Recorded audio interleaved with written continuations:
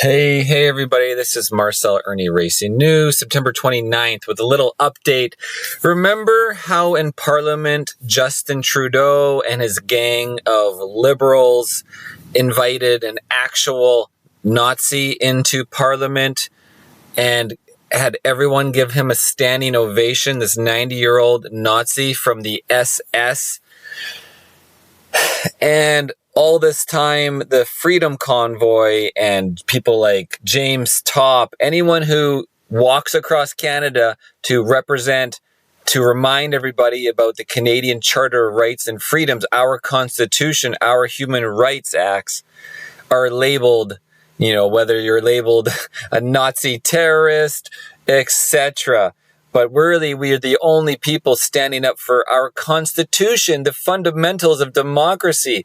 So let's read on X, Twitter here. Russia's Canadian embassy released a statement in response to what happened in Parliament, thanks to the Liberals.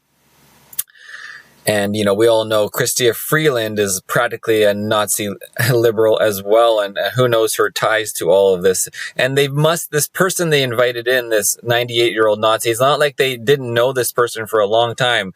There must have been friends between him and the speaker and other people, and of course vetted by the Canadian government at whole. And Justin knows everybody who comes in and around him. He has a whole team. He has a freaking team of 12 cars he drives around with.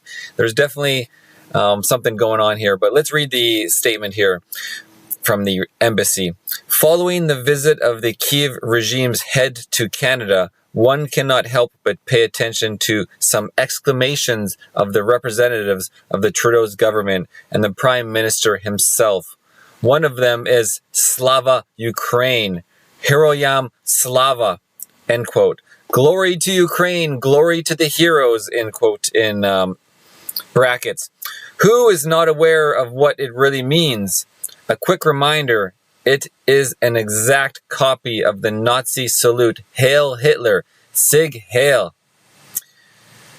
The greeting was officially adopted by the Organization of Ukrainian Nationalists, the OUN-B, led by Stepan Bandera, a Nazi collaborator who was responsible for massacres of Russians, Jews, Poles, and even Ukrainians in the Soviet Union and during Poland during World War II. It is surprising how Canada, a member of anti-Hitler coalition, can openly and without hesitation glorify Nazi butchers. This is a slap in the face of true Canadian heroes who fought for liberation of Europe from the Nazis together with their Russian and Soviet brother-in-arms. And unfortunately, it no longer seems surprising that Canada voted against the resolution on combating the glorification of Nazism adopted by the UN General Assembly in December of 2022. As life shows, what is done by night becomes evident by day. A story with the invitation and honoring with standing ovation in the Canadian Parliament of Ukrainian Nazi henchman Yaroslav Hunka, who fought in the ranks of the 14th Grenadier Division of the Nazi SS, Galicia, during the Second World War, is another shameful example. In fact, it is proof of who Mr. Trudeau and his Liberal team are praising. Since the Prime Minister refuses to apologize, this is the only conclusion. Nevertheless, the story will forever be remembered in the history of Canadian democracy. Citizens of this country must once again think about who their leaders glorify and what kind of junta they support in Ukraine. Russia condemns any form of glorification of Nazism, and Russia will always remember heroism of Canadian sons and daughters who fought side by side with us to free the world from Nazi plague.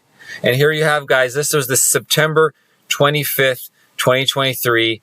And look who they tagged. Tagged Justin Trudeau, Canadian Prime Minister, Melanie Joly, Chrystia Freeland, CBC News, CTV, The Globe, National, Toronto Star, The Hills Time. Wonderful.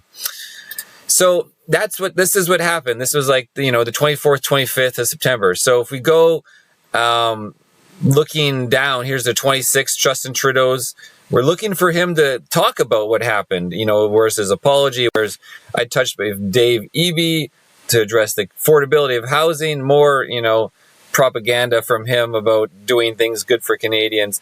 So last week, government introduced legislation to help us with food and groceries and homes. Yeah, even though he's set us up for disaster. So here we have September 24th. We said our support for Ukraine is unwavering, and during President Zelensky's visit this past week, we backed those words by announcing new military assistance, additional sanctions, and support for Ukraine's economic recovery. And here's his absolutely horrendous video. Let's start from the beginning.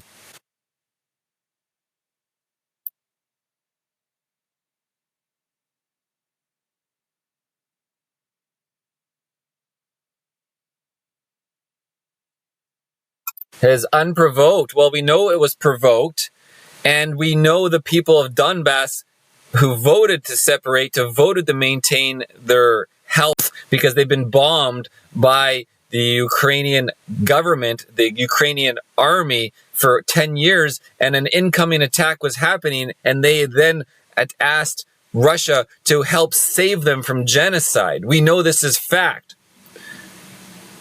So we know that somebody had to help with the human rights here. Everybody is to protect human rights of the world, and these people were being killed by genocide from the Ukraine. Not only the U.S. kept setting up more NATO bases all along the Russian border against the treaty not to move one step closer to Russia, provoking them. We also know of the 40 or 45 biolabs in Ukraine where USA is building bioweapons, these same things as the C-1 9 that they possibly created in the Wuhan lab in China.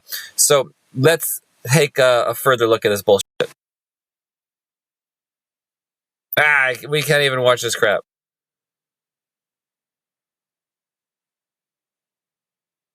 Yeah, the wars, this is the commercial war machine, guys. The Canada, Ukraine, US, NATO, it is a war machine. This is the industrial war machine. There's nothing else to it. It's all about spending money, making people money. It's all about making more weapons. It's a $1 trillion industry. It's the biggest industry on earth for man. Ernie Racing News. Thanks a lot, everybody. Cheers.